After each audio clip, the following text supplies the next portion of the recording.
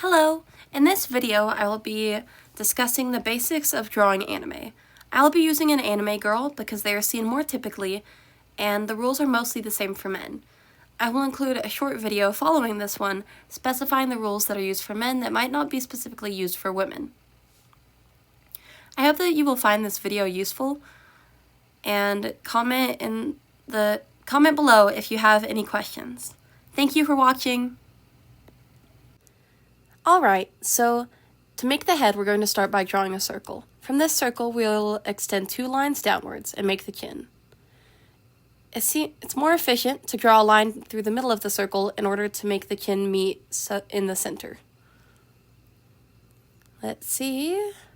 Okay, there we go. The lines do need to be curved a little bit towards the middle so that it's not too sharp of a jawline.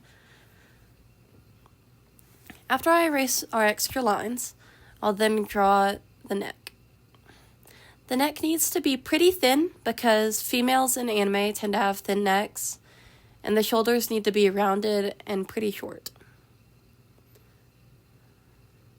Okay, so a line down the middle of the body will show us where we need to go. I just drew the clavicle bone lines, which will be important later for shading. And also from here, we could see where the lines of the chest need to start. They will curve outwards, as a woman's chest does. They should be about midway away from the neck into the shoulders. What I'm drawing right now is called a face cross. This is really important for positioning every part of your face. Right here, where the cross meets, is where the nose goes. For the nose, I will just draw a single line. There are many different types of noses, but this is the one that I prefer. As for the eyes, they should go across the middle of this line that makes up the face cross. Anime girl eyes are specifically large, so we need to make them at least this tall. For a simple pattern, we can do a diagonal line going out and one that curves, meeting the top of the line I just drew. Now we'll fill in our eyes to make the lashes thicker. And as you can see, they're centered on this red line, which is very important. Now we need to make the line that's the bottom of the eyes. It's just a thin line. We won't color it in like the other ones, and it'll extend from a little bit before the lash and front farther. Okay, so sorry, I was just trying to make sure my eyes were even. Alright, the mouth should go about midway down this center line to the chin. I'm now going to curve the jawline so that it's not as sharp because female anime characters have a smoother jawline. Okay, the ears should be right here at the end of the line that the eyes are on. They won't necessarily be perfectly centered on this, but you can adjust them as you see fit. I don't often draw the ears because the hairstyles I use typically cover them, but it's important to know where they are. There are a lot of different eye styles in anime. I'm going to use this basic style that I showed first. The pupils need to be very big, and you can use a cross for them as well. Make them about an egg shape where you can't see the top or bottom. The pupil itself will be in the center of the eye. Cross. The typical anime eye has 3 different colors, so we will use this in shading later, but first I'll just sketch this in blue.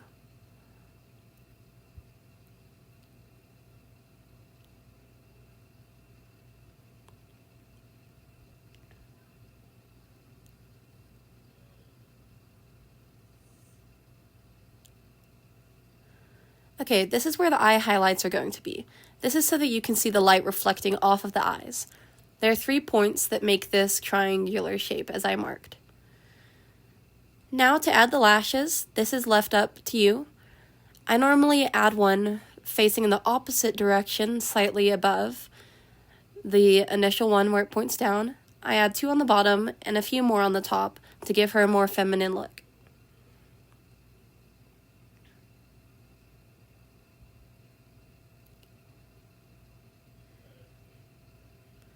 Alright, The eyebrows for a female anime character can just be 2 straight lines, which is nice. And don't forget to include the eyelid, which is also a straight line right above the eye. Now that we have the basic face drawn, I will address the hair. All anime characters have bangs, or most all anime characters. This is about where your minimum length should be. I'm also going to make my head a little bit smaller because I noticed that my initial circle is more of an egg shape than an actual circle.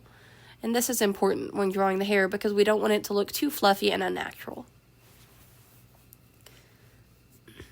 The top of the hair should be a little elevated above the head so that it looks more natural and not like it's just pasted to the head.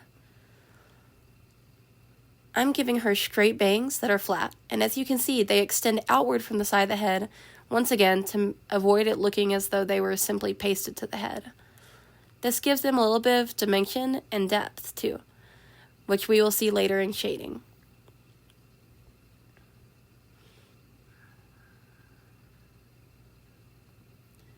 I did the same thing on the other side, where it extends outward from the head.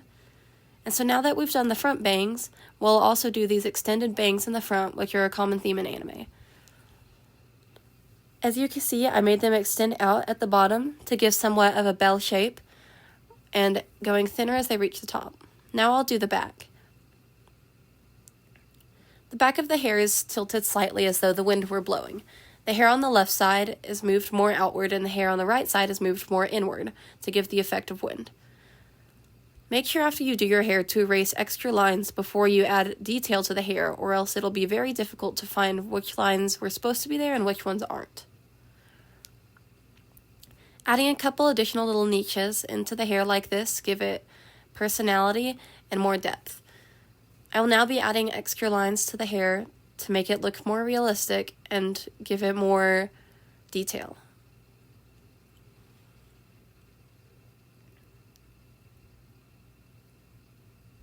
I'm waiting to add hair lines to the back because it'll be difficult to tell them apart from the front until we shade.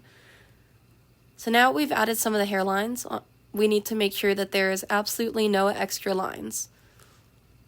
Now for the clothing, once again I extended it outward from the body to avoid it looking as though it is pasted or tight. With clothing that is particularly tight, it's entirely fine to do it close to the body, but since this is supposed to be a sweater, I wanted it to be a looser fitting.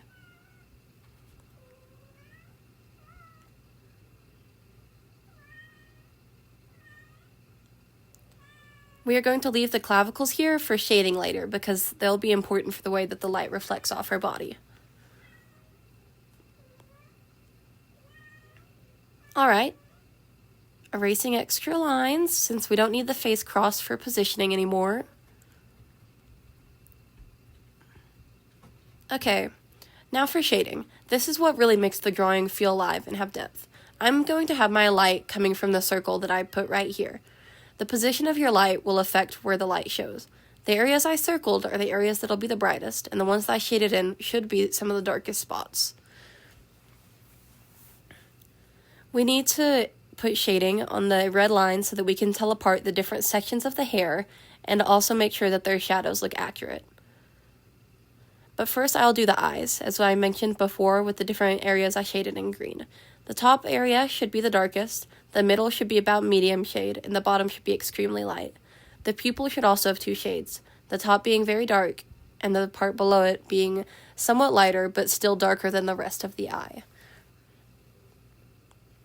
If you were doing this in color, you might use 3 different colors or 3 different shades of the same color, but regardless, this depth is important to making the eyes look more natural and unique.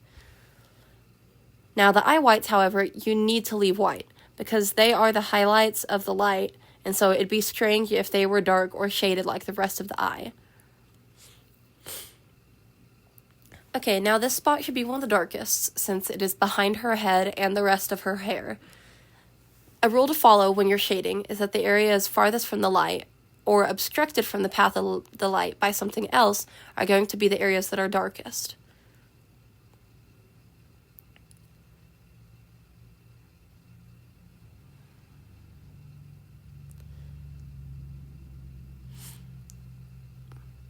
This part is the shadow of the hair, As we can see, since the light is on the opposite side, it'll be very dark.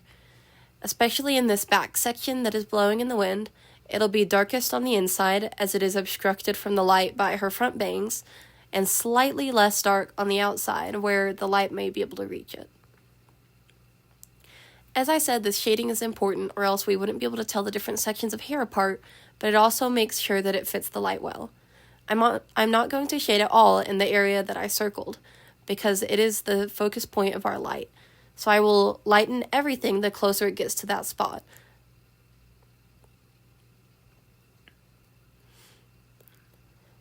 These bangs in the back side are going to be darker once again because they're farther from the light.